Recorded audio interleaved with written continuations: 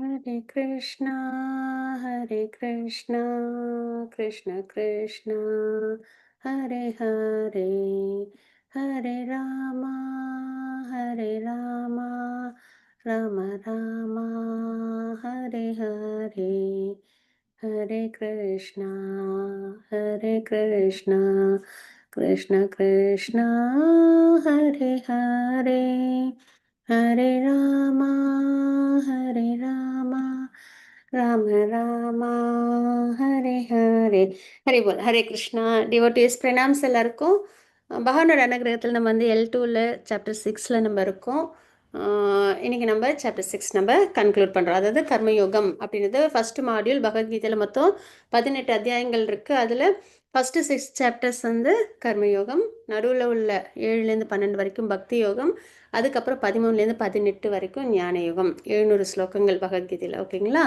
அதில் நம்ம வந்து 6th சாப்டர் இன்றைக்கி நம்ம கம்ப்ளீட் பண்ண போகிறோம். நாளையிலேருந்து பக்தி யோகம் அப்படின்றது ஸ்டார்ட் ஆகும். பகவத்கீதையில் நம்ம என்ன முக்கியமாக 5 விஷயம் தெரிஞ்சுப்போம் அப்படின்னா, ஒன்று வந்து பகவானை பற்றி, அதுக்கப்புறம் ஆத்மாவை பற்றி, அதுக்கப்புறம் பிரகிருதி, நம்ம இருக்கிற இந்த ஜட இயற்கை வேர்ல்டு, முக்கியமாக 3 குணங்கள் பற்றி, அதுக்கப்புறம் காலம், சரிங்களா, டைமு. அதில் நம்ம பிரம்மோட ஆயுள் காலம் அதெல்லாம் கூட நம்ம படிக்கிறோம், சரிங்களா, யுகத்தோட கால அளவு. அப்புறம் பகவான் வந்து காலமாக நான் வரேன் அப்படின்றத 11வது அத்தியாயத்தில் சொல்லியிருப்பாங்க. அதுக்கப்புறம் வந்து கர்மா. கர்மா அப்படின்றது நம்மளோட செயல்கள், சரிங்களா. இந்த 5 விஷயமும் நம்ம பகவத்கீதையிலேருந்து தெரிஞ்சுப்போம் அப்படின்றது. பகவத்கீதையில் நம்ம என்ன முக்கியமாக நம்ம தெரிஞ்சுக்கிறோம் அப்படின்னா, பக்தி யாருக்கு பண்ணணும்? கிருஷ்ணாவுக்கு நம்ம பண்ணணும். நம்ம ஆத்மா, நம்ம வந்து சரீரமல்ல ஆத்மா. அப்போ நம்மளோட புரிதல் வந்து எப்படி இருக்கணும்னா, ஒன்று நம்மளுக்கு நல்லா தெரியணும், பகவத்கீதை வந்து ஏதோ கிருஷ்ணா வந்து அர்ஜுனனுக்கு அப்படி சொல்லிட்டு போனாங்க, அதுக்கும் நமக்கும் சம்மந்தம் இல்லை அப்படின்னு நம்ம நினைக்கவே கூடாது, சரிங்களா. அது வந்து ஏதோ அர்ஜுனனுக்கு தேவைப்பட்டுச்சு அதனால பகவான் சொன்னாங்கன்றதே கிடையாது. நம்ம எல்லாரையும் மனசில் வச்சுட்டு தான் பகவான் என்ன பண்ணியிருக்காங்க, அர்ஜுனருக்கு பகவத்கீதையை சொல்லியிருக்காங்க. ஏன்னா அவங்க ஏற்கனவே ஒரு பியூர் டிவோட்டி அர்ஜுனன், சரிங்களா. எல்லாத்துலேயும் அவங்க வந்து உத்தமன், அதனால் அவங்களுக்கு எதுவுமே தேவையில்லை. இருந்தாலும் நமக்காக அர்ஜுனனுக்கு ஒரு இல்யூஷனை கொடுத்து, பாடிலி பிளாட்ஃபார்மில் கலியுகத்தில் சாத்விக குணத்தில் உள்ளவங்க எப்படி இருப்பாங்க அப்படின்றத தான் அர்ஜுனனோட நிலையாக கொடுத்துருக்காங்க பகவான், சரிங்களா. அவங்க ஒரு உயர்ந்த டிவோட்டி, ஆனால் அவங்களுக்கு என்ன ஒரு கன்ஃபியூஷன் கொடுத்தாங்க அப்படின்னா, வரப்போகிறது கலியுகம், அதில் சாத்விக குணத்தில் உள்ள சரீரம் சார்ந்த விஷயத்தை யோசிக்கிற ஒரு ஹியூமன் எப்படி இருப்பாங்களோ அந்த நிலையை கொடுத்து, அந்த நிலையிலேருந்து எப்படி வந்து ஸ்பிரிச்சுவலாக பக்தியில் முன்னேற்றம் அடைகிறது அப்படி அந்த என்ன நாலேஜை இன்புட் பண்ணி நம்ம வந்து பக்தியில் நம்ம சிறப்பாக வர்றது அப்படின்றத தான் பகவத்கீதையில் நமக்கு கொடுத்துருக்காங்க. ஏன்னா நம்மலாம் வந்து இப்போது கண்டிஷன் சொல்ல தான் இருக்கோம், சரீரமே பிரதானன்னு. ஸோ நம்ம என்ன பண்ணணும் அப்படின்னா, பகவத்கீதையில் உபதேசங்கள் நல்லபடியாக நம்ம ஸ்வீகரிச்சுக்கணும். நமக்காக கொடுத்தது பகவான். அந்த நிலையில் நம்ம என்ன பண்ணணும் அப்படின்னா, அதை நம்ம லைஃப்பில் கண்டிப்பாக இம்ப்ளிமெண்ட் பண்ணணும். அதுக்காக தான், சரிங்களா. பிறப்பிறப்பு சுழற்சி ஹியூமன் லைஃப்பில் மட்டும்தான் நம்மளால் கடக்க முடியும், பகவானை அடைய முடியும். இது வரைக்கும் நிறைய பிறவிகள் நம்ம எடுத்துட்டோம், அதில் நிறைய சென்ஸ் கிராட்டிஃபிகேஷன் பண்ணிட்டோம். டெம்பரவரியான விஷயத்தெல்லாம் பெர்மனண்ட்டு நான் எனது அப்படின்ற நிலையில் அகங்காரத்தில் இல்யூஷனில் அறியாமல் நம்ம நிறைய வாழ்ந்துட்டோம், நிறைய, சரிங்களா, நிறைய. அதில் ட்ராவல் வேறு பண்ணிட்டோம், மேலுலகம் கீழுலகம் 14 பிளானட்டரி சிஸ்டத்தில் மேலுலகம் போகிறது கீழுலகம் போகிறது அப்படின்ட்டு நிறைய ட்ராவல் பண்ணிட்டோம். ஆனால் இந்த ஒரு லைஃப்பை பகவான் நமக்கு ரொம்ப அழகாக அமைச்சு கொடுத்துருக்காங்க. பானஃபைட் பரம்பராவில் பகவத்கீதையை நம்ம லேர்ன் பண்ணி பகவான் அடையிறதுக்கு. நம்ம எல்லாருமே ரொம்ப இன்டெலிஜென்ட்டு, சரிங்களா. ஏன்னா மெட்டீரியல் வேர்ல்டில் எல்லாத்துலேயும் பர்ஃபெக்டாக பண்ணணும்னு நினைப்போம், கரெக்டாக. அந்த வகையில் நம்ம யோசித்தா கூட நம்மளுக்கு இதோட வேல்யூ அவ்வளோ அழகாக தெரியணும். ஹியூமன் லைஃப் கிடச்சிருக்கு, பானஃபைட் பரம்பரா கிடச்சிருக்கு, பகவான் நம்மளுக்காக பகவத்கீதை கொடுத்ததை நம்ம லிசன் பண்ணுறோம். ஸோ இதை நம்ம நல்லபடியாக ஸ்வீகரித்து ரொம்ப புத்திசாலித்தனமாக என்ன பண்ணணும், அதுவும் நம்மளுக்கு நிறைய காலமும் கிடையாது, நம்மளாம் ஒரு மிட் ஏஜில் தான் நம்ம என்ன பண்ணுறோம், லேர்ன் பண்ணுறோம், இல்லைங்களா. அதனால் ரொம்ப அப்படியே லெஷராக ஓகே அப்புறம் அப்படின்றது இல்லாமல் முடிஞ்ச வரைக்கும் எவ்வளோ சீக்கிரம் முடியுமோ அவ்வளோ சீக்கிரம் பக்தியை நம்ம வாழ்க்கையில் கொண்டு வந்து நம்ம பகவானை அடையணும். பக்தியை கொண்டு வர்றதுன்றது குருவை ஸ்வீகரித்து சாதனா பக்தியை நம்ம ப்ராக்டிஸ் பண்ணுறது, சரிங்களா. ஸோ அந்த வகையில் நம்ம என்ன பண்ணணும் அப்படின்னா, நம்மளோட பர்பஸ் ஆஃப் லைஃப் என்ன, இது வரைக்கும் நிறைய சென்ஸ் கிராட்டிஃபிகேஷன் லைஃப்பை நம்ம வீணடிச்சிட்டோம்.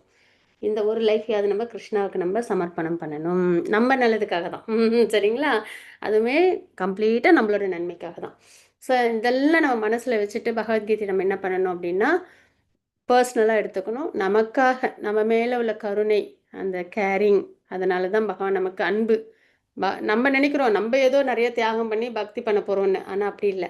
பகவானுக்கு நம்ம மேலே அலாதி கருணை, அலாதி அன்பு, அலாதி பிரியம். அதனால தான் நம்மளால் என்ன பண்ண முடியுது, பகவத்கீதையை நம்மளால் ஸ்ரீகரிக்கவே முடியும். சரிங்களா? இந்த மாதிரி படிக்கிறது, சேண்ட் பண்ணுறது, இதெல்லாம் சேஜஸ்க்கு கிடைக்கிற விஷயம். சாண்டிங்கு, மந்திரம், மாலை, இல்லைங்களா? அப்புறம் பகவத்கீதை கிரந்தங்கள், இதெல்லாம் சேஜஸ்க்கு தான் வந்து அசஸ். ஆனால் கலியுகத்தில் நம்மெல்லாம் அதெல்லாம் வந்துட்டு ஸ்ரீகரிக்கிறோம் போது அது எவ்வளோ பெரிய விஷயம். அதனால் இதோட வேல்யூ அவ்வளோ நல்லபடியாக நம்ம தெரிஞ்சுட்டு என்ன பண்ணணும் அப்படின்னா நம்ம ப்ராக்ரஸ் ஆகணும். அது ஒரு விஷயம். சரிங்களா?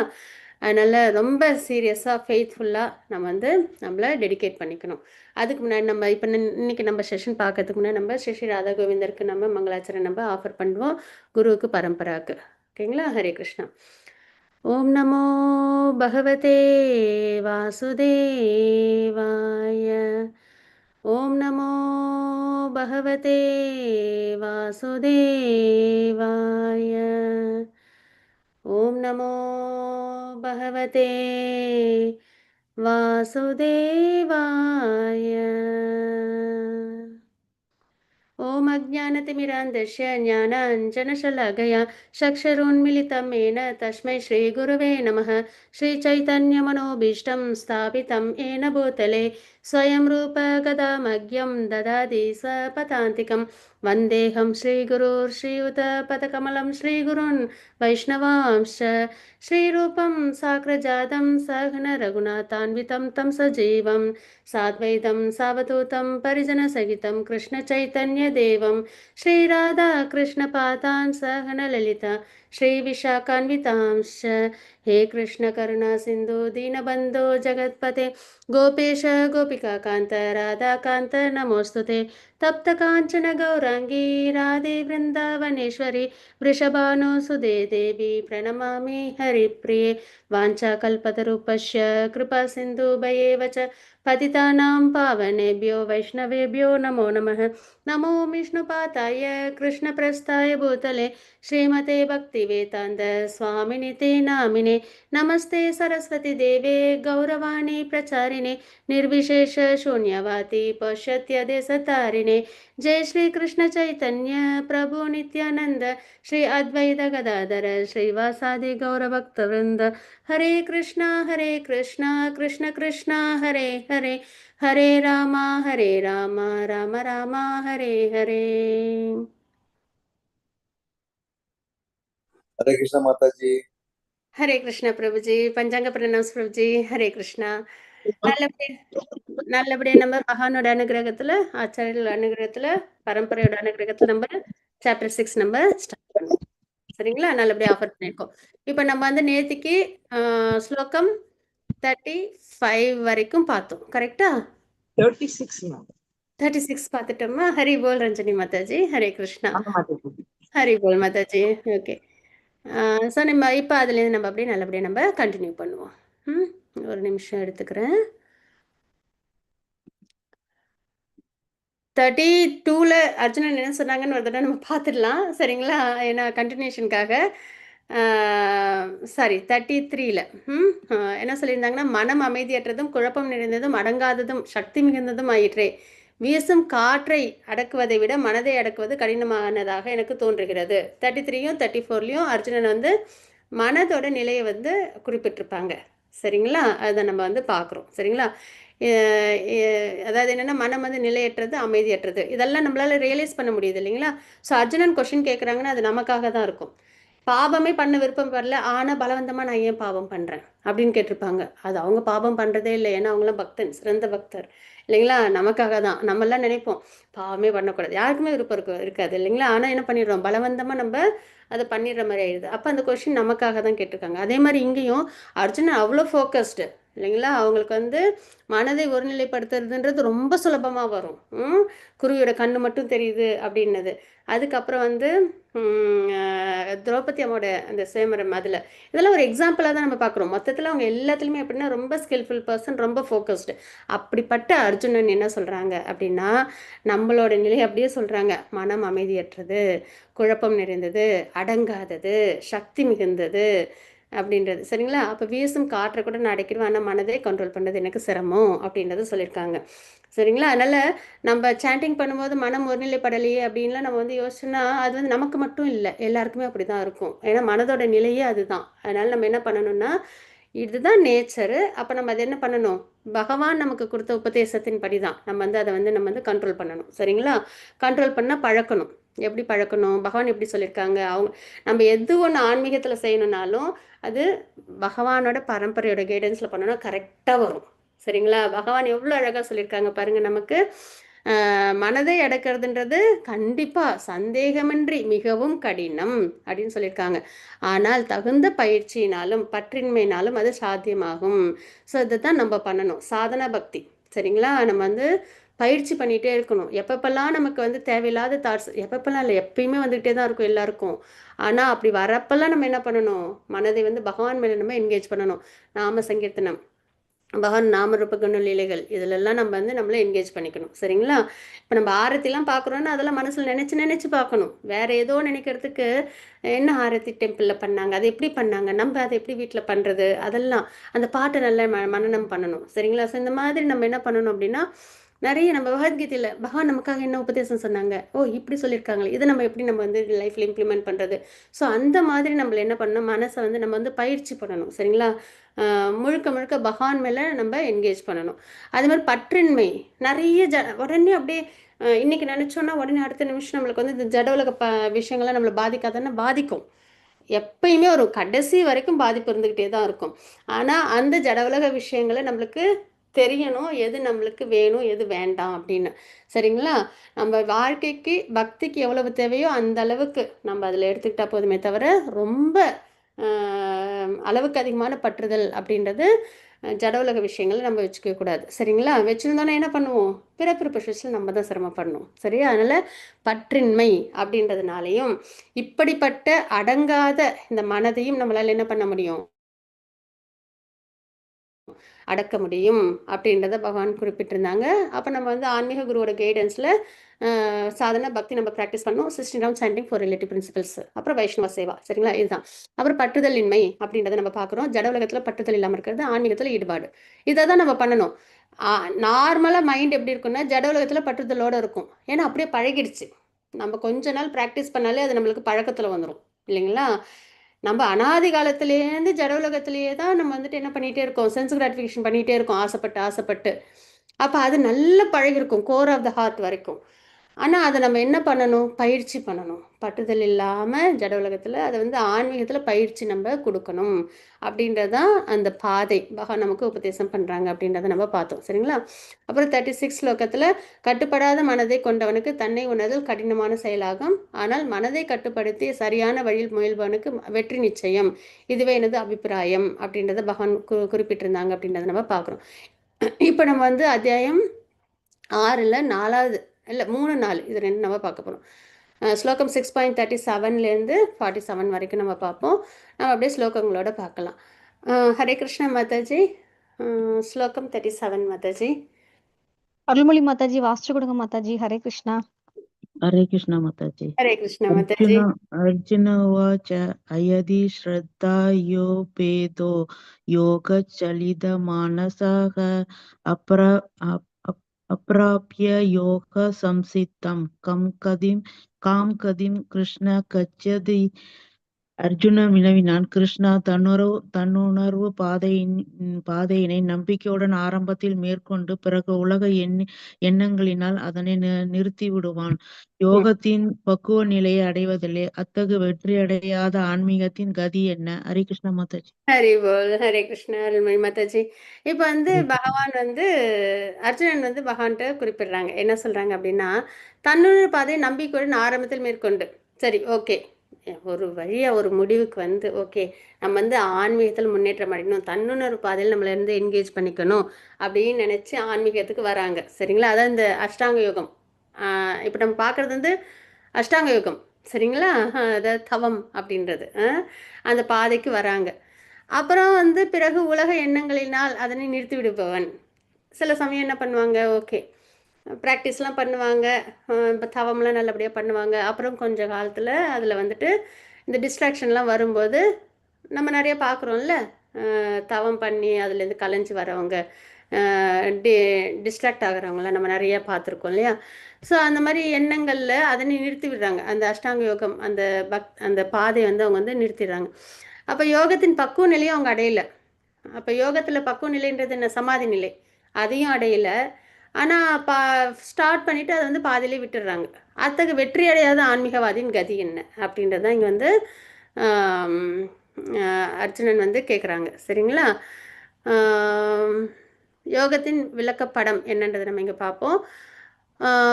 எல்லாருக்கும் தெரிந்திருக்க வேண்டியது ஞான யோகம், தியான யோகம், பக்தி யோகம். அதாவது 3 யோகம் இருக்குது. சரிங்களா? ஞான யோகம், தியான யோகம், பக்தி யோகம், கர்மயோகமும் இருக்குது. ஒருவரது உண்மையான அடையாளம் பகவானுடன் அவருடைய சம்பந்தம், அவருடன் நமக்குள்ள உறவை செய்து கொள்ள வேண்டிய செயல்கள், இறை அன்பு நிலையை அடைதல். கண்டிப்பாக இல்லைங்களா? நம்ம வந்து இப்போ வந்து நம்ம வந்து இப்போ ஆன்மீகத்தில் வந்திருக்கோம். சரிங்களா? நமக்கு இதில் என்ன வந்துட்டு நம்மளுக்கு வந்து ஃப்ரூட்டிவ் ரிசல்ட்னா நான் வந்து என்ன சொல்கிறேன், இலக்கு. சரிங்களா? ஃப்ரூட்டிவ் ரிசல்ட்னு சொல்லக்கூடாது, இலக்கு என்னவா இருக்கும்? சரி, இந்த பாதை நம்ம வரோம், ஆன்மீகத்தில் வரோம், பானஃபைட் பரம்பரால. இதில் நம்மளோட இலக்கு என்னவா இருக்கும்? நம்மளோட ப்ராக்ரஸ் என்னவா இருக்கும்? நம்மளோட அடையாளம் என்னவா இருக்கும் அப்படின்னா, நமக்கும் நம்ம வந்து ஃபஸ்ட்டு ஆத்மான்றதை நம்ம உணர்வோம். சரிங்களா? அதுக்கப்புறம் பகவான் யாருன்னு நம்ம தெரிஞ்சுப்போம். இந்த ரெண்டும் கண்டிப்பாக வேணும். நம்ம யார், சரீரமல்ல ஆத்மான்றது உணர்வு. அதுக்கப்புறம் நம்மளெல்லாம் யார் உருவாக்கியிருக்கா? பகவான். நமக்கெல்லாம் யார் ஆத்தாரம்? பகவான். அவங்க யார்? கிருஷ்ணா. இவ்வளோ தெரிஞ்சுக்கிறோம். சரி, நமக்கும் பகவானுக்கும் என்ன சம்பந்தம்? சரிங்களா? அது நம்மளுக்கு தெரியணும்.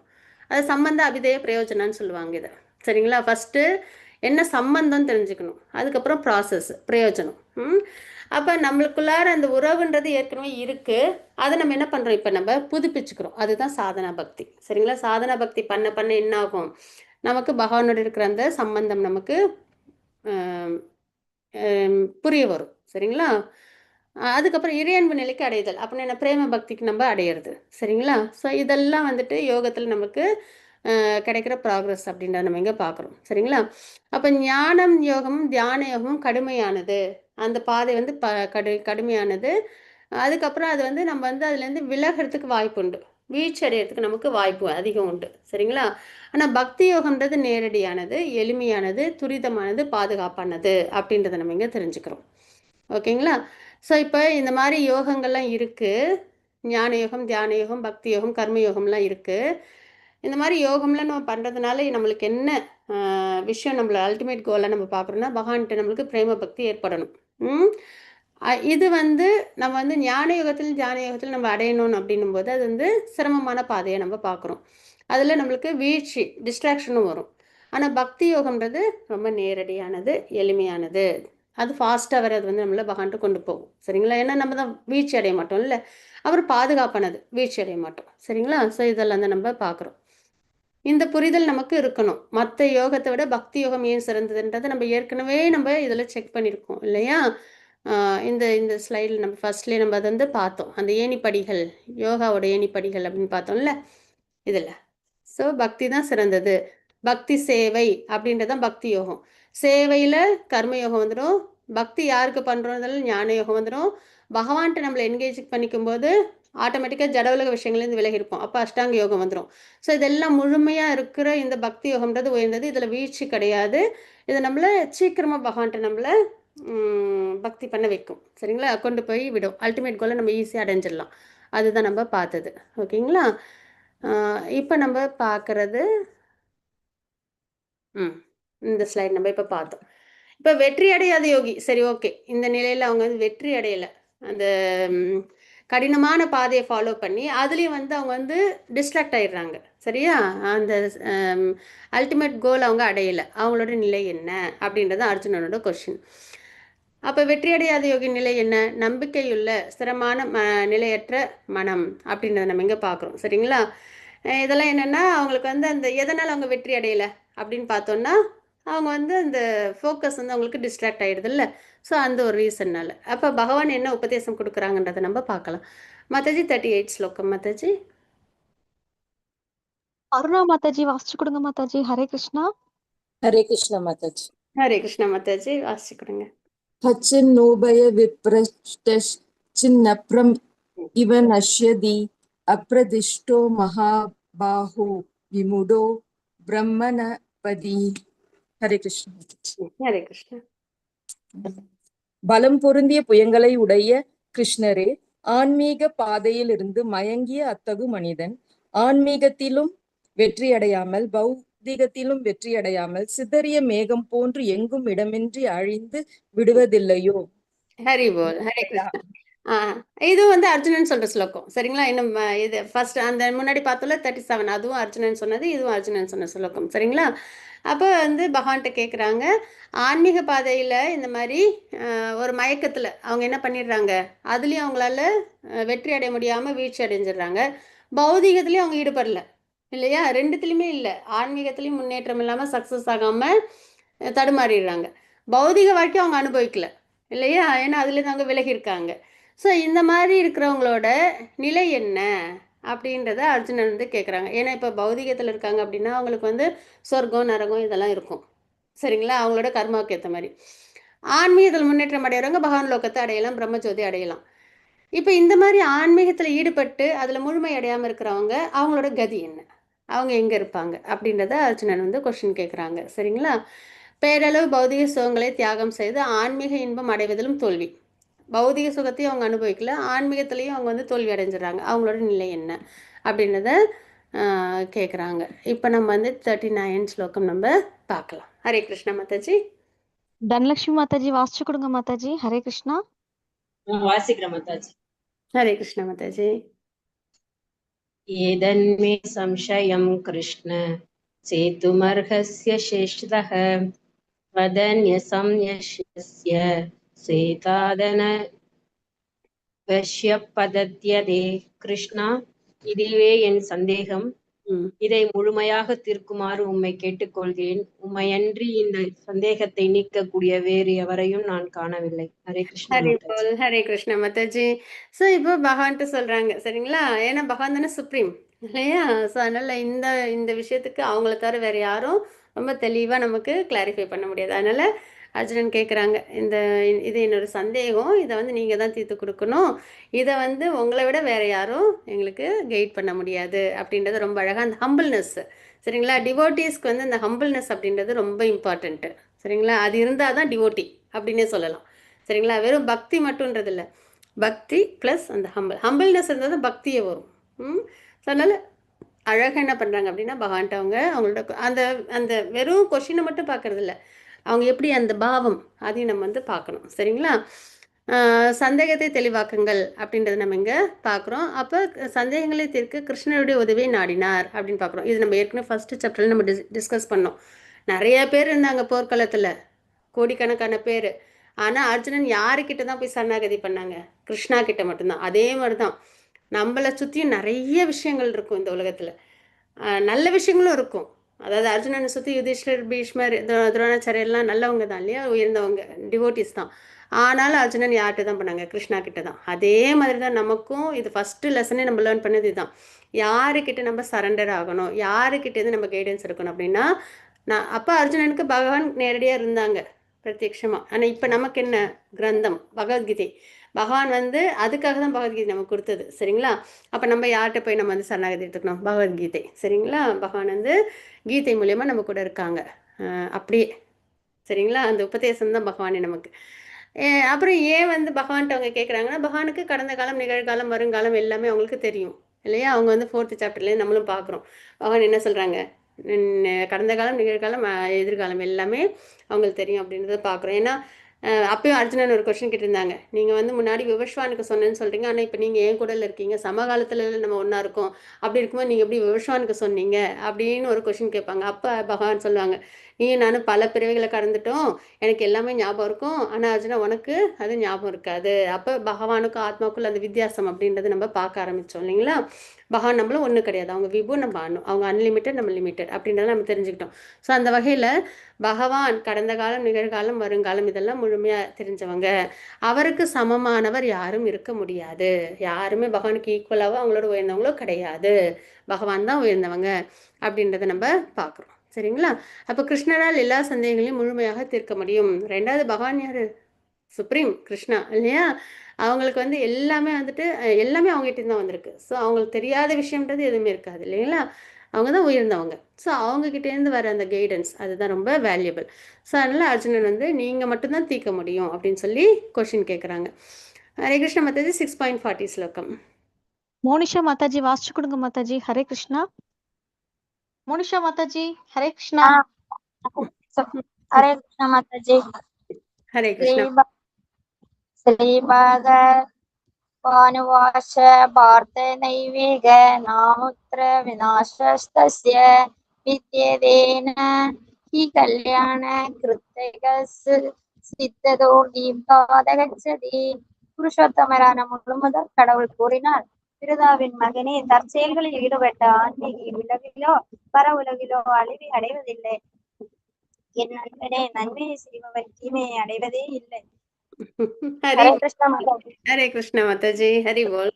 அப்ப பகவான் என்ன சொல்றாங்கன்னா, நற்செயலில் ஈடுபட்ட ஆன்மீகி இவ்வுலகிலோ பரவுலகிலோ அழிவை அடைவதே இல்லை. யோகத்தை பயின்றாலும் அதுல வீழ்ச்சி அடைஞ்சிட்டாலும் அவங்களுக்கு கஷ்டன்றது கிடையாது. சரியா? சிரமம் அதாவது வந்துட்டு அழிவு அப்படின்றது கிடையாது.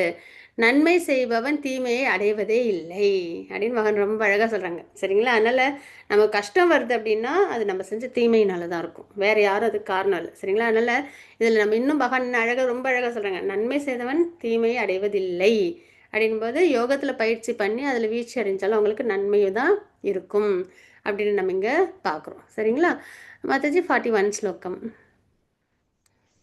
प्राप्य पुण्यकृतां लोकान् चक्षते समः शिशीनां श्रीमतां वेग योगभ्रष्ट अभिजायते.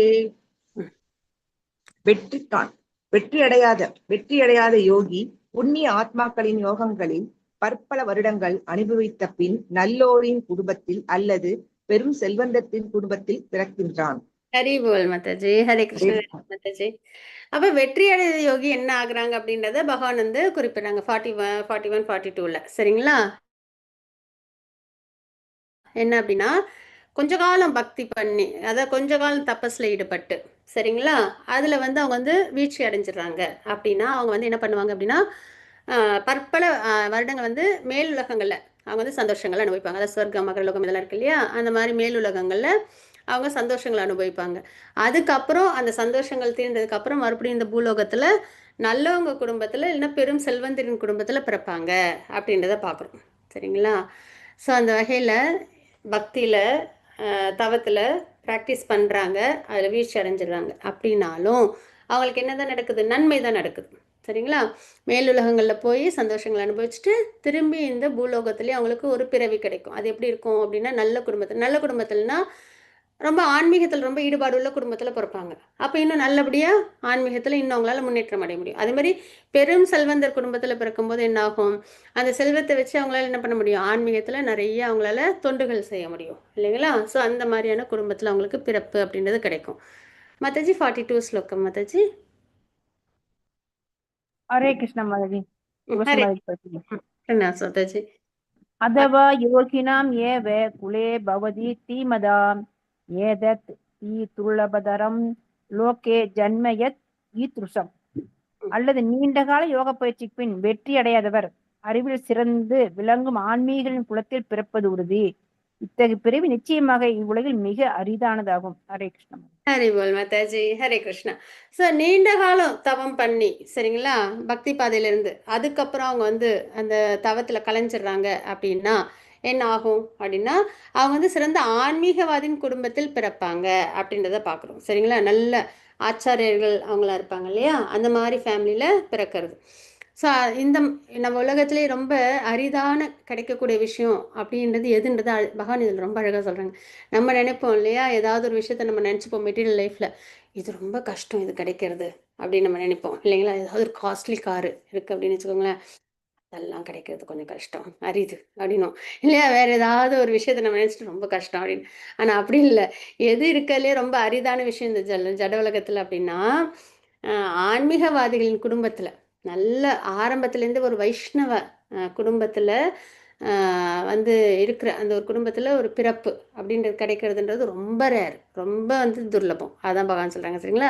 இவர்கள் மிக அரிதானதாகும் அப்படின்றது. ஏன்னா ஆன்மீகவாதிகள்னும் போது அவங்களாம் நல்ல அந்த என்ன சொல்லுவாங்க, அந்த வைஷ்ணவ அந்த இதில் வந்துட்டு குலத்தில் இருப்பாங்களா, அதில் ஒரு குழந்தை பிறக்கணும்னா என்ன பண்ணும், எந்த டிஸ்ட்ராக்ஷனும் கிடையாது, ஃபோக்கஸ் ஒன்று தான், பகவானுக்கு வழிபாடு பண்ணணும், பக்தி பண்ணணும், ரொம்ப எந்த டிஸ்ட்ராக்ஷன் இல்லாமல் அதில் வந்து ப்ராக்ரஸ் ஆக முடியும் இல்லைங்களா. ஸோ அந்த மாதிரி இருக்கிறது தான் ரொம்ப ரேரான விஷயம் அப்படின்னு நம்ம பார்க்குறோம். அப்போ வெற்றி அடையாத யோகிகள் அப்படின்னு பார்க்கும்போது குறுகிய காலத்தில் பயிற்சி பின் வீழ்ச்சியுற்ற யோகிகள் அப்படின்போது உயர்ந்த குலத்தில் பிறப்பாங்க, உயர்ந்த லோகத்தில் போய் அவங்க நீண்ட காலம் வாழ்ந்த அப்புறம் வைஷ்ணவர்கள் குடும்பத்தில், அதாவது நல்ல குடும்பத்தில் அவங்க பிறப்பாங்க, இல்லைன்னா பணக்கார குடும்பத்தில் பிறப்பாங்க சரிங்களா. அதை நீண்ட காலம் பயிற்சி பண்ணவங்க ஆன்மீகவாதி குடும்பத்தில் அவங்களுக்கு பிறப்பு அப்படின்றது கிடைக்கும் சரிங்களா. அதை நம்ம இங்கே பார்க்குறோம். 43 ஸ்லோகம் மாதாஜி. ரேவதி மாதாஜி வாசிச்சு கொடுங்க மாதாஜி. ஹரே கிருஷ்ணா. குரு மைந்தனே படிக்கிற மாதாஜி. குரு மைந்தனே, அத்தகு பிறவியை அடைபவன் தனது முந்தைய பிறவியின் திவ்ய உணர்வினை மீண்டும் பெற்று பூரண வெற்றியை அடைவதற்கான அந்நிலையிலிருந்து மேலும் முன்னேற்றமடைய முயல்கிறான். ஹரி போல். ஹரே கிருஷ்ணா மாதாஜி. ஹரே கிருஷ்ணா மாதாஜி. ஸோ அப்போ பகவான் எப்படி வந்து ஒரு பக்தனை வந்து பாதுகாக்கிறாங்க இல்லையா. இப்போ அதில் நீ வீழ்ச்சி அடைஞ்சாலும் பரவாயில்ல, மறுபடியும் வந்து ஒரு நல்ல ஆன்மீக முன்னேற்றம் அடையிறதுக்கான அந்த ஏதுவான விஷயங்கள் பகவான் நமக்கு செஞ்சு கொடுக்குறாங்க. நமக்கும் இப்போ அப்படி தான் பண்ணியிருக்காங்க, நமக்கும் சரிங்களா. இது யாருக்கும் இல்லை, நமக்கும் அதே தான். நம்மளும் போன பிறவியில் நம்ம என்ன பண்ணியிருப்போம், பக்தி பண்ணியிருப்போம், அது பூர்ணமாக பண்ணியிருக்க மாட்டோம். அதனால தான் மறுபடியும் இந்த பிறவியில் இந்த ஹியூமன் லைஃப்பை கொடுத்து அதுக்கப்புறம் வந்து பகவத்கீதை பானஃபைட் பரம்பராவில் நம்ம வந்து லேர்ன் பண்ணுறோம் சரிங்களா. ஸோ இந்த சம்பந்தம் இது வந்து பகவான் எதுக்காக கொடுத்துருக்காங்க, நமக்கு இந்த அரிய வாய்ப்பு எதுக்காக கொடுத்துருக்காங்க அப்படின்னா, போன பிறவியில் நம்ம வந்து பூர்த்தி பண்ணலை, அதனால் இந்த பிறவியில் இவ்வளோ ஃபெசிலிட்டிஸ், அதுக்கான ஆரோக்கியமான உடம்பு, பகவத்கீதையை நம்ம லேர்ன் பண்ணுற அளவுக்கு ஒரு கம்ஃபர்டபுளான ஒரு லைஃப் இல்லைங்களா, ஃபேமிலி எல்லாமே சப்போர்ட் பண்ணி கொடுக்குறாங்க இல்லையா. ஸோ இதெல்லாம் நமக்கு வந்து அது ஜூமில் வேறு ஆன்லைனில் இல்லைங்களா. ஸோ இவ்வளோ கம்ஃபர்ட்டும் நம்மளுக்கு கொடுத்துருக்காங்க அப்படின்னா அது நம்மளை திரும்பி பக்தியில் நல்லா ப்ராக்ரஸ் ஆகிறதுக்காக அப்படின்றத நம்மளால் நல்லா உணர முடியும் சரிங்களா. ஸோ அத்தகைய பிறவி அடைபவன் நமக்கு இப்போ அதான் சரிங்களா, தனது முந்தைய பிறவியின் திவ்ய உணர்வினை மீண்டும் பெற்று, போன பிறவியில் நம்ம பக்தியே முழுமை பண்ணலை, அதனால் மறுபடியும் பக்தி பண்ணணும், சேன் பண்ணணும், அதுவும் ஈஸியானது வேறு யுகத்தில் போகலை இல்லைங்களா. அதனால் நம்ம இதை வந்து நம்ம வந்துட்டு அண்டர்ஸ்டாண்ட் பண்ணோன்னா, ஓகே பகவான் எதுக்காக நம்மளுக்கு இந்த லைஃப்பை கொடுத்துருக்காங்கன்றது பர்பஸ் நம்மளுக்கு தெரிஞ்சிடும். வேறு ஒன்றும் ரீசனே வேண்டாம், இந்த ஒரு ரீசன் போதும் நம்ம பக்தியில் முன்னேற்றம் அடையிறதுக்கு சரிங்களா.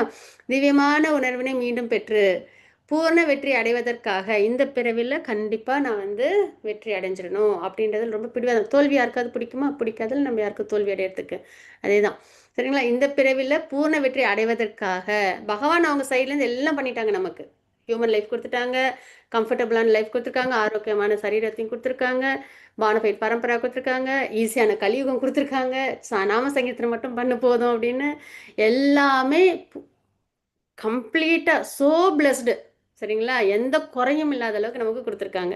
அவங்க சைடில் எல்லாம் கரெக்டாக இருக்குது. இப்போ நம்ம தான் என்ன பண்ணணும், நம்ம வந்து வெற்றி அடையணும், தோல்வி அடையக்கூடாது, வெற்றி அடையணுன்றதுக்காக நம்ம பக்தியை ரொம்ப தீவிரமாக பண்ணணும் சரிங்களா. அந்நிலையிலிருந்து மேலும் முன்னேற்றம் அடைய முயல்கின்றான், மறுபடியும் நம்ம பகவானை ஏமாத்திடக்கூடாது, அதுதான் சரிங்களா. நல்லபடியாக பக்தி பண்ணணும். மாதாஜி 44 ஸ்லோகம் மாதாஜி. சீதா மாதாஜி வாசிச்சு கொடுங்க மாதாஜி. பூர்வாபியாசேன தேனைவ ரிதயதே யவசோ விஷஹ ஜிக்ஞாசுரதி யோகஸ்ய சப்த ரக்மாதி வர்த்ததே. தனது பூர்வ ஜென்ம திவ்ய உணர்வின் காரணத்தால் யோகத்தின் கொள்கைகளை நாடாமலே அவன் அவற்றால் இயற்கையாக கவரப்படுகின்றான். அத்தகைய ஆர்வமுடைய ஆன்மீகி எப்பொழுதும் சாஸ்திரங்களின் சடங்குகளிலிருந்து உயர்ந்து நிற்கின்றான். ஹரே கிருஷ்ணா. ஸோ இந்த மாதிரி பூர்வ ஜென்ம திவ்ய உணர்வினை நம்மலாம் ஏன் பகவத்கீதைக்கு என்ரோல் பண்ணோம், எத்தனை பேர் இருக்காங்க, ஆனால் நம்ம பண்ணோம். நம்ம வந்து பகவத்கீதையை அழகாக L1 முடிச்சுட்டு L2க்கும் வந்திருக்கோம். அந்த அளவுக்கு நம்மளுக்கு வந்து இதில் வந்து அந்த நாட்டம் இருக்கு இல்லையா. அது எதனால் அப்படின்னா, ஏதோ வந்துட்டு நம்ம வந்து ஏதோ பை சான்ஸில் நம்ம வந்தோம், ஏதோ ஒரு லிங்க் வந்துச்சு அதனால் நம்ம வந்திருக்கிறோம், அப்படியே என்ன தெரிஞ்சுட்டு போகலாம், அப்படி இல்லை, ஏற்கனவே செஞ்ச பக்தி வந்து குறைவா இருந்திருக்கு. அதை நல்லா இன்னும் நல்லா பக்தி பண்ணணுன்றதுக்காக பகவான் நமக்கு ஏற்படுத்தி கொடுத்த வாய்ப்பு அதுதான். சரிங்களா? நம்மளுக்கு வாய்ப்புன்னு சொல்லக்கூடாது, நம்மளுக்கு அவங்க கொடுத்த அந்த காஸ்ட்லெஸ் மர்சி. மற்ற சோலுக்கு கிடைக்காதது நமக்கு கிடைச்சிருக்கு.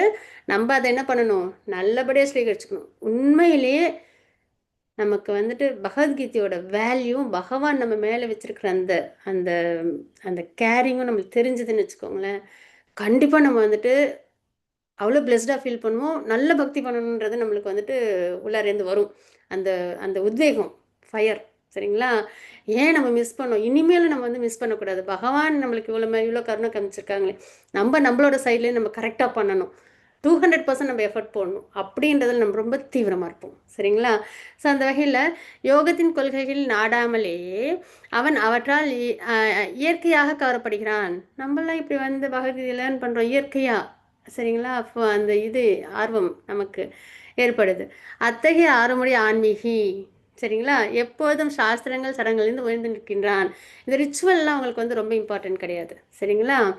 பக்தி அதுதான் ரொம்ப உயர்ந்தது. அந்த வகையில் அவங்க வந்து உயர்ந்திருக்கிறாங்க அப்படின்றத நம்ம பார்க்குறோம். சரிங்களா?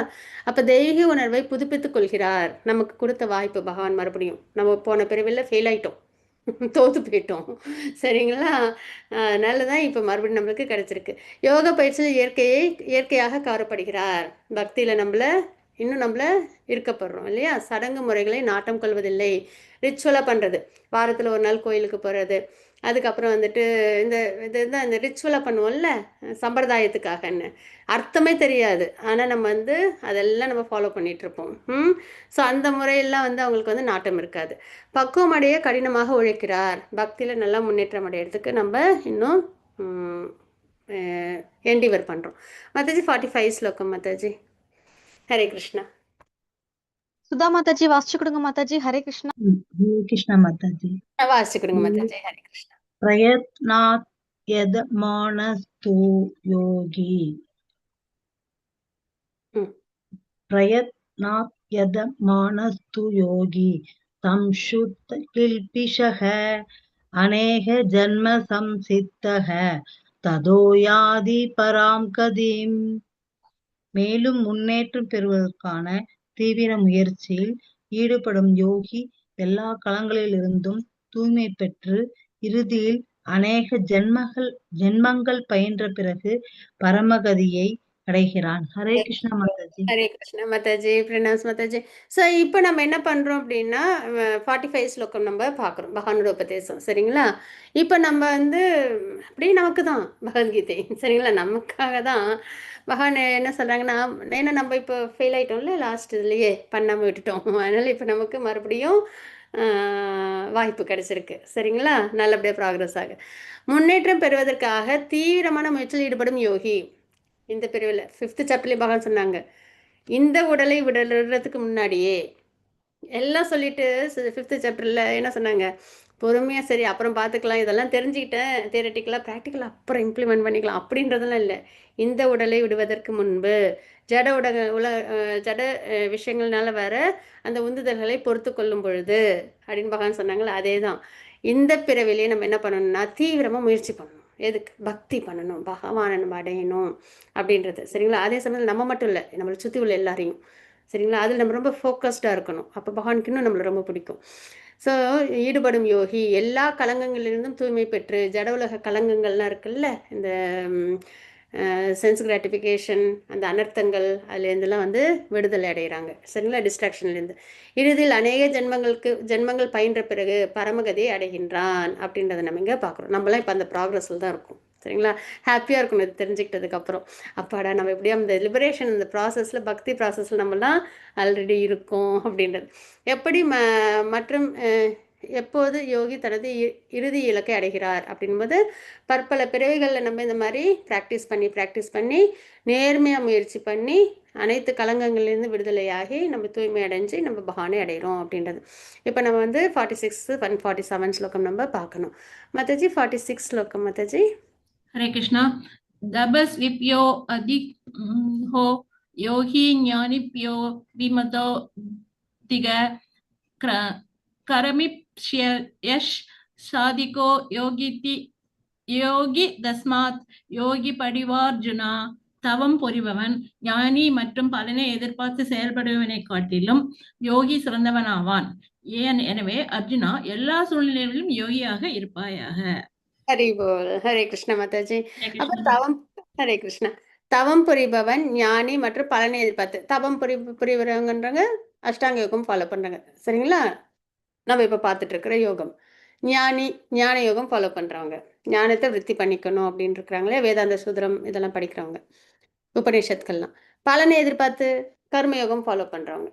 சரிங்களா? ஸோ இந்த மாதிரி இருக்கிறாங்களே, அது செயல்படுவனை காட்டிலும் யோகி சிறந்தவனாவான். யாரு? பக்தி ஃபாலோ பண்றவங்க. சரிங்களா? தவம் புரிபவன் ஞானி மற்றும் பலனை எதிர்பார்த்து செயல்படுவனை காட்டிலும் யோகி பக்தி யோகி சிறந்தவனாவான். எனவே அர்ஜுனா, எல்லா சூழ்நிலையிலும் யோகியாக இருப்பாயாக. நமக்கு கொடுக்குற ஸ்ட்ரெயிட் மெசேஜ். சரிங்களா? நீ வந்து தவம்லாம் பண்ண வேண்டாம், கர்மயோகம் ஞானயோகம்லாம் ஃபாலோ பண்ண வேண்டாம், பக்தி யோகம் ஃபாலோ பண்ணு. எல்லா சூழ்நிலையும் பக்தி யோகம் ஃபாலோ பண்ணுற பக்தனாயிரு அப்படின்றது நமக்கு ரொம்ப அழகாக ஸ்ட்ரெயிட்டாக பகவான் வந்து நமக்கு கொடுக்குறாங்க அர்ஜுனன் மூலியமாக. சரிங்களா? அதை நம்ம இங்கே பார்க்குறோம். அர்ஜுனனுக்கு மட்டுமல்ல, பகவத்கீதை பயிலும் நம்ம அனைவருக்கும் தான் இந்த உபதேசம் வந்து நம்ம எல்லாருக்கும். சரிங்களா? அப்போ தபஸ்வி தவம் பண்ணுறவங்க, ஞான யோகம் ஃபாலோ பண்ணுறவங்க, அதுக்கப்புறம் பலனை எதிர்பார்த்து இந்த யாகங்கள் கர்ம கண்ட போர்ஷன் ஃபாலோ பண்ணுறவங்க, இவங்க எல்லாரையும் விட பக்தி யோகி தான் சிறந்தவங்க அப்படின்னு. மாதாஜி 47 ஸ்லோகம்.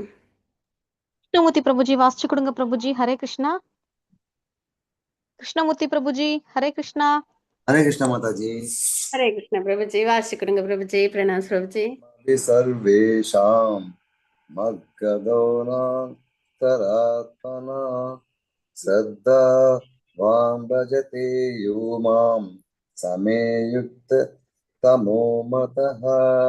மேலும் எல்லா யோகிகளுக்கு மத்தியில் எவன் ஒருவன் பெரும் நம்பிக்கையுடன் எப்போதும் என்னை நிலைத்து தன்னுள் என்னை எண்ணி எனக்கு திவ்யமான அன்பு தொண்டு புரிகின்றானோ அவனே யோகத்தில் என்னுடன் மிகவும் நெருங்கியவனும் எல்லாரையும் விட உயர்ந்தவனாகவும் ஆவான். இதுவே எனது அபிப்பிராயம். ஹரே கிருஷ்ணா மாதாஜி. ஹரி போல் பிரபுஜி. ஹரே கிருஷ்ணா பிரபுஜி.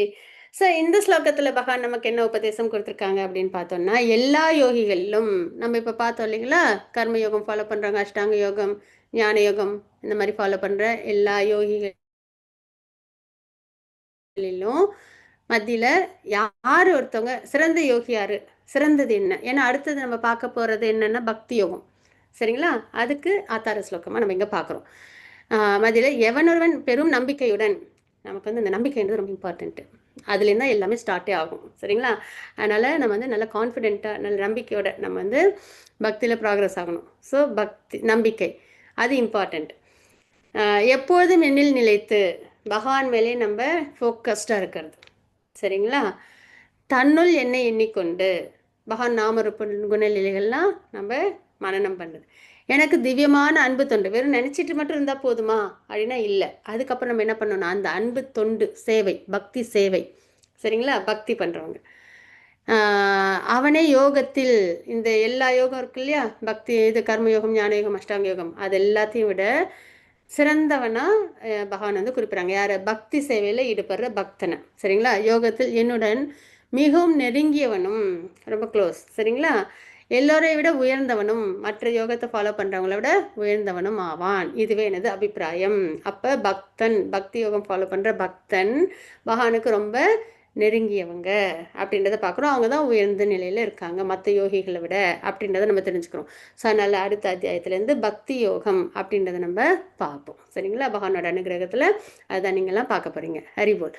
ஸோ இந்த ஸ்லோகம் வந்து பக்தி தான் உயர்ந்ததுன்றதை பகவான் நமக்கு குறிப்பிட்றாங்க. அப்போ அதுக்கு வந்து என்னென்னலாம் நமக்கு வேணும்? கிருஷ்ணர்கிட்ட நம்மளுக்கு நம்பிக்கை வேணும், பகவான் மேலேயே நம்ம நிலைச்சிருக்கணும். சரிங்களா? அடைக்கலம் அவங்க தான். எப்போதும் அவரே எண்ணிக்கொண்டு திவ்யமான அன்பு தொண்டு செய்யணும். வெறுமனே நினச்சிட்டு மட்டும் இருக்கிறதா அப்படின்னா இல்லை. அன்பு தொண்டு, பக்தி சேவை, அது என்னன்றதை நீங்கள் வந்து 12th சாப்டரில் பார்ப்பீங்க. ஸ்ரவணம், கீர்த்தனம், விஷ்ணு ஸ்மரணம், பாத சேவனம், அர்ச்சனம், வந்தனம், தாசியம், சாக்கியம், ஆத்ம நிவேதனம் அப்படின்ற 9 வகையான பக்தி சேவை இருக்குது. அதில் எல்லாத்தையும் பண்ணலாம் பேராசையோட, இல்லைன்னா ஏதாவது ஒன்றும் பண்ணலாம். பகவானை நம்ம அடைய முடியும். அவங்க தான் ரொம்ப பகவானுக்கு க்ளோஸ் அப்படின்றத தெரிஞ்சுக்கணும். நம்மளால் பகவான் கிட்ட போகணும் அப்படின்னா பக்தி சேவையில் நம்மளை ஈடுபடுத்திக்கணும். முக்கியமாக வைஷ்ணவ சேவா. சரிங்களா? ஸோ இதுதான் அந்த பாதை.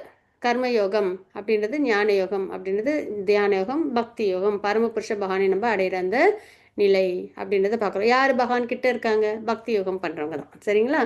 யோகம் என்றால் உண்மையில் பக்தி யோகம்தான். மற்ற யோகங்கள் அனைத்தும் பக்தி யோகம் என்னும் இலக்கை நோக்கிய படிக்கற்களே. மற்ற யோகம்லாம் நம்ம ஃபாலோ பண்ணாலும் அது நம்மளை எங்கே தான் கொண்டு போகும்? கடைசியில் பக்தி யோகத்துக்கு தான் நம்மளை கொண்டு போகும். அதனால் நம்ம ஸ்ட்ரைட்டாகவே டைம் வேஸ்ட் பண்ணாமல், ஏன்னா நம்ம வேறு எல்லாம் மிட் டேஸில் நம்ம வந்துட்டோம் இல்லைங்களா? அதனால் நம்ம என்ன பண்ணணும், ஒன்று ஒன்றா கர்மயோகம் ஞான யோகம்லாம் ஃபாலோ பண்ணிவிட்டு அப்புறமா தியான யோகம் பண்ணிவிட்டு பக்தி யோகத்துக்கு வரேன்னு நம்ம நினைக்கக்கூடாது. முடிஞ்ச வரைக்கும் ஈஸியாக ஷார்ட்கட்டில் பக்தி யோகத்தில் நம்ம ஃபாஸ்ட்டாக பகவானுக்கு பக்தி பண்ணி நம்ம பகவானை இந்த பிறவிலேயே அடைஞ்சிடணும். அதுதான் சரிங்களா? ஸோ இதுதான் நம்ம வந்து 6th சாப்டரில் பார்த்தது, பக்தி தான் சிறந்தது அப்படின்னு பகவான் சொல்லி கன்க்ளூட் பண்ணுறாங்க. அடுத்த அத்தியாயத்துலேருந்து பக்தி யோகம். வாஞ்சா கல்பதரூபஷ்ய கிருபா சிந்து பய வச்ச பதிதானாம் பாவனேபியோ விஷ்ணுபே நம்ம அனந்த கோடி வருஷத்துக்கு ஜெய், ஸ்ரீல பிரபாத்க்கு ஜெய். ஹரே கிருஷ்ணா.